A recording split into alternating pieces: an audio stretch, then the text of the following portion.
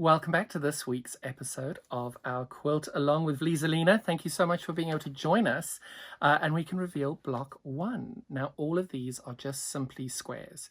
I am deciding to using them at 5-inch squares, but if you want to use 4-inch, 3-inch, 2-inch, 1-inch, by all means, I would suggest if you're using the 3, 2, and 1-inch squares, make sure you look out and see if you've got your local quilt shop can provide you with the Vlieseline Quilter's grid.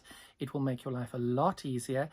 So this is the block that we're going to be able to make now this week. We have all cut out our fabric now by this because I know you're all good quilters and you're all ready to go. We've cut everything out, so now let's lay this block out and see what it looks like. That's what we're aiming to make. And as you can tell, I think we got it. So I like to take a strip at a time and I always lay it out in front of me and check back to my pattern that it works. And all I do then is I sew one strip together and I go outward because it's symmetrical. I start on the outside and I move in. So that's the way I do it. It doesn't need to be the way you do it. What is important with these, if you're not using the quilter's grid, make sure that your 1/4-inch seam is consistent. I am very lucky. I get to sew a lot. And in order to do that, I get a 1/4-inch seam. Otherwise, you can get one of these tapes that you can put on your machine. Otherwise, just practice and do the best you can. Now, when you're doing this, there is no right or wrong with regards to the pressing. I prefer to press my seams open. You must do what works best for you. I find open is always easier, but whatever works for you is the right answer. But I think it's very important whenever you lay everything back, you make sure that it is in the same place. It's very easy to lose your way and get it mixed up. And triple checking your pattern is a lot easier than unpicking. The stitch length I'm using is a 2.2, 2.4. Because I press my seams open, I have a slightly smaller stitch length. And the color thread that I'm using the Aurifil grey. It doesn't need to be Aurifil, it can be any thread you like. But I use the Aurifil grey because I think grey is a really good neutral color with any fabrics you're working with.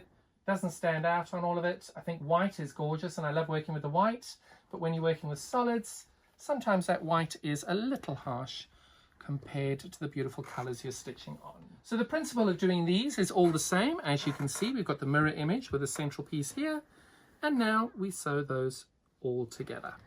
And the first of our 7 rows is almost done. So we have now made our top line over here. So you can see we're going from there. And it's always important at this point to take your pattern and check you've got your colors correct. So that's our top row. We're then doing our second row.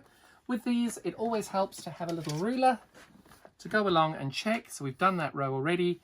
Now we're doing this row. So we double check that everything is correct. And I'd rather leave that there and double check as we go. So just like we did before, all of them are mirror image. The thing with pressing your seams open, it does take a little longer to get it in. But I'd rather take the time and get it right. And has everybody made the beautiful whale by Vlieseline as well? Gorgeous pattern. Check out their socials to figure out how to do that.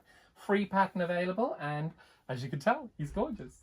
So we go back to our pattern and we check that we've got these in the correct order. It's very easy to get these mixed up. So we double check to the pattern there that these are correct, and that is. And we carry on stitching them all together.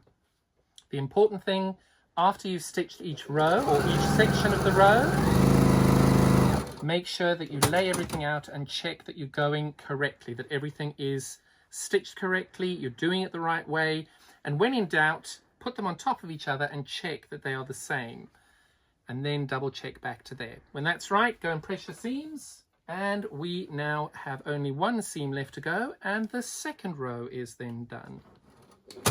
Now, if your seam is not exactly 1/4 inch, the key here is to make sure that it is consistent, that you have the consistency of each of your seams being the same. Now, at this point, again, double check that that's correct, and the row that you've done before, lay on top and double check that that is all ready to go. Now, there are 2 ways of doing this. You can sew the rows as you go, or you can lay everything out and then sew the rows. I prefer to sew the rows as I go, just in case something comes up and I need to do something else and I forget. So all you're doing here is you're going to lay these on top of each other and you're going to sew along the way. Now, Pins, your call entirely. If you want to pin, that's absolutely fine. But the key here to make sure, if you're not using the quilter's grid is the best product to get perfect points every single time. But if you're not using the quilter's grid, it's very, very important to check that we get these lines lined up. So the easiest way of doing that is you line your seams up, and you can see if I push those together and I manage to get my stitch going right in the center of that, that seam is going to be perfect.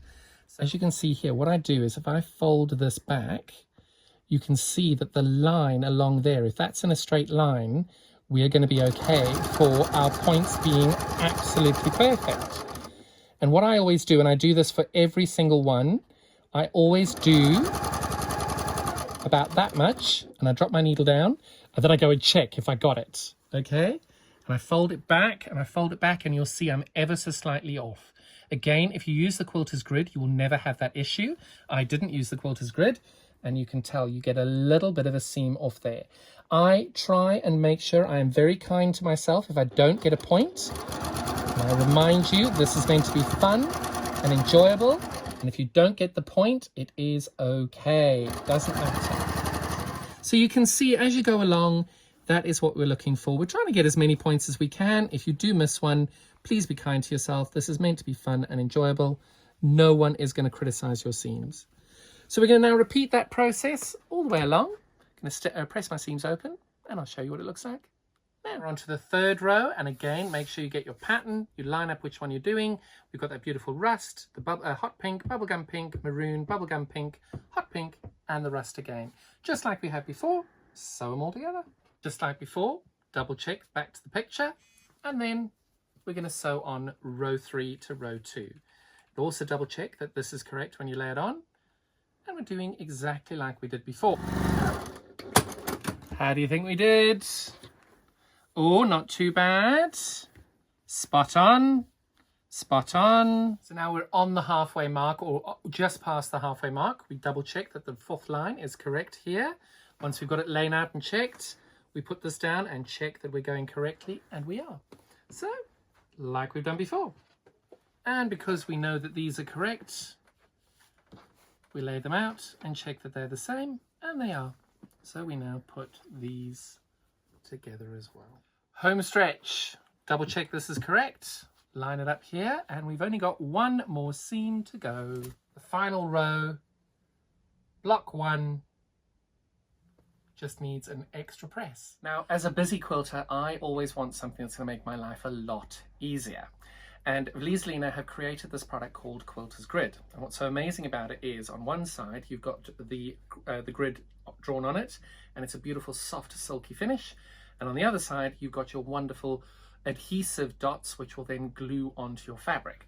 So if you want to do this and you are using the 5-inch squares, cut yourself a 35-inch square per block, and you can do this. It is the same method for each of the blocks. It just gets a little bit more tricky when you do your triangles.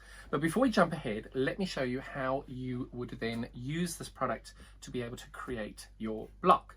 Now, having finished block 1, you will see what I have done here is I have laid all of the blocks out onto the Vlieseline Quilter's Grid, and all I've done is simply then I've ironed on the fabric onto this adhesive side of the Quilter's Grid. The method you're going to use for this is identical. I didn't want to bore you by doing all 5 rows. We're going to do the 2 rows at the top, and you can see these are the rows here. And I'll put this upside down so it works with you, and I'm going to start with the 2nd line over here following on, and all you're going to do then is you're going to line up your squares, and all you're doing is you're lying these out in accordance to our lovely color picture over here. And as you use your little trusty ruler, you check you've got your orange, you've got your umber, you've got your pink, and then you've got your bubblegum pink in the middle, and that's how these all are. Now when you lay them out, you're trying to get rid of any white underneath it. So if they're laying like this, we try and get rid of that. So we just push these together. If you have got a bit of a gap, that's not a problem at all. That is easily hidden in the seam allowance when you're finished. And it's just simply, it's a bit like paint by numbers, where you're just putting these all in the correct place where they're meant to go, and you just line them all up. Now this, I feel, is a lot quicker, a lot easier, and when we stitch it, you will see it is a lot more accurate as well. So I'm just lining everything up here. Now the great thing with this is you're going to take a medium heat iron, and you're going to be doing what's called as pressing. And you literally just hold your iron in place. I always start where I've got a join there, and you try and get as many of the joins together, and you hold it down for about 8 to 10 seconds, and then you just move it over to the next area over there. The other tip with this is once you have secured everything down, don't move your quilter's grid for about 5 to 10 minutes. The reason being is when you do put the iron down, the glue underneath here of the adhesive is completely viscous. So if you do move your fabric around at this point, you do stand the chance of potentially moving your fabric. It doesn't matter if you do. I just personally prefer to make sure that it's completely and utterly secured down, and it will stay in place and in position. If you do this and you realize that you've actually stuck a piece in the wrong area, if you're quick enough, you are able to peel the fabric off and reposition it. I find that you normally only get one go of that. So just try and make sure you've laid everything out correctly. Take your photographs, check you've done everything correctly, and you're ready to go. So this is block 1. I've made your life easier, and what we've done is we put it onto Vlieseline Quilter's grid. As you can see, much, much easier. And all you're going to do now is, wherever these join, you're going to fold on that line. And if you come here, you'll see where this join is, you'll see there's a stitch, there's a line. And what you're going to do is you're going to fold it on that line, and you're going to keep it along that line, and you're just going to sew 1/4 of an inch in along there. Okay? Just like before, I'm using a grey non-contrasting thread, just a really simple thread that will not stand out. For this, I've used a stitch length of 2.2 as I normally do. So you don't need to increase your stitch length. And all you're doing is stitching along that line all the way you go. Now with these, you shouldn't lose any of your squares as you're going along. What I would say is if you want it to be accurate, try and keep as close to that quarter as the stitch line as you can. But again, the key is being consistent. Whether you are consistent or not, it is such a forgiving product. You will not miss any points when you're doing this, so don't worry about it. Now, this is important. Okay, when you're doing a big block, make sure you flip it. Make sure it's all hanging down, because the number of times I've done it, and this is curled in under here, and you end up stitching it together. Not fun. Make sure, take time at this point, especially for the first 2 or 3, that you can see that everything's hanging down. I flip it down, I check, and then I fold it down and sew it from right to left. So the great thing here is a perfect example of not having to worry about everything lining up perfectly. You'll see here we've got that darker color here, and we've got this light pink. You'll see there's an overlap over here. It's because there's 1/4 of an inch in between, that overlap is never going to be seen, which again gives you another wonderful, wonderful pro reason to use the quilter's grid, because if you did that without quilter's grid, your seam would be completely out, none of your points would meet, and it would look really, really, really weird. I do always make sure that I check my bobbin at this point. There's nothing worse than stitching into thin air without having your bobbin correct. I always then just fold back and check where we are, and you can see we're getting really good there. That's all fine. And we're now sewing on that row. Only 2 seams to go, going from left to right, right to left. And again, because we've only got 2 sections over here, make sure you check everything's nice and flat. You can see why, because if it gets caught, you don't want to be unpicking. Now, the great thing about the quilter's grid is over here, you'll see I went a little bit wonky over there because my 1/4 inch seam isn't quite right. You can go back in and correct that now because I'm a little bit of a purist with that. I'm going to. But the great thing is, if you don't, it doesn't matter. And the reason it doesn't matter is because you're stitching onto a stabilizer that stays in, even with that going a little bit wonky, you're never going to notice it. It's never going to be a problem. Last one on this end. When you get to the end of this row over here, you have to make that big decision. Are you going to press your seams to the left or the right, or are you going to cut your seams open?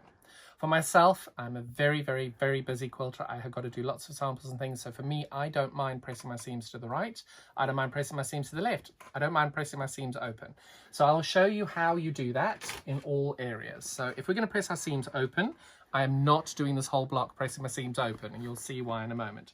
You take a nice sharp pair of scissors, okay?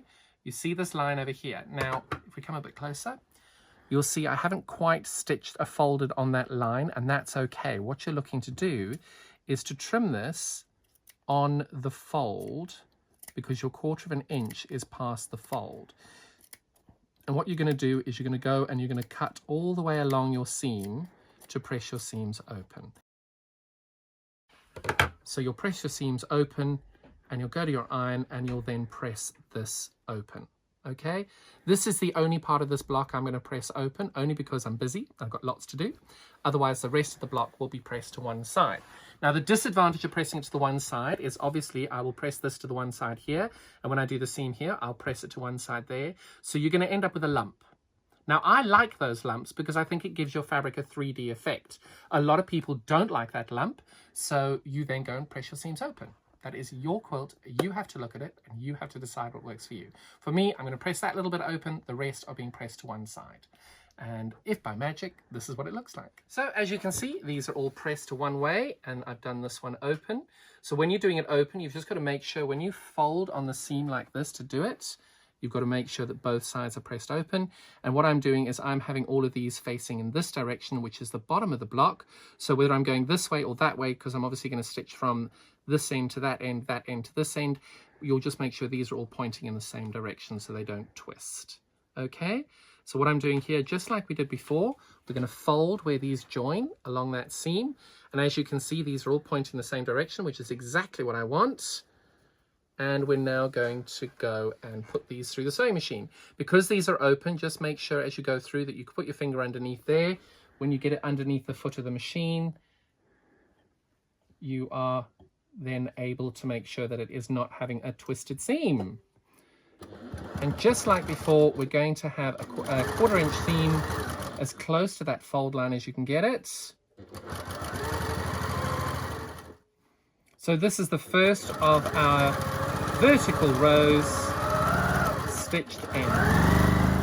And you can tell what I meant by every one of your seams is spot on and perfect. You'll see every single one of your points will be immaculate. Unlike one we did previously where I did them myself, you will see every point is not accurate because I haven't used the Vlieseline Quilter's grid. So the way of finishing this now is you do exactly that along the same thing, and that's it, you've done. So this is one without the Vlieseline Quilter's grid, and this is one with, and this one will be a lot more accurate. So now we've done both versions of our block one. We've got this one which I did without the quilter's grid, and that's what it looks like. And then we did this one which I did with the quilter's grid, which looks like that. But now what the important thing is let's come and have a really nice close look at all of these practically perfect spots at every point. So this is the one with the quilter's grid, and you can see every single intersection is spot on. It is perfect, it is accurate, it is exactly what you're expecting. Whereas this one, which was me piecing it by hand, they're not quite as perfect. Thanks so much for joining us this week. We look forward to seeing you again next week for block 2. Bye-bye.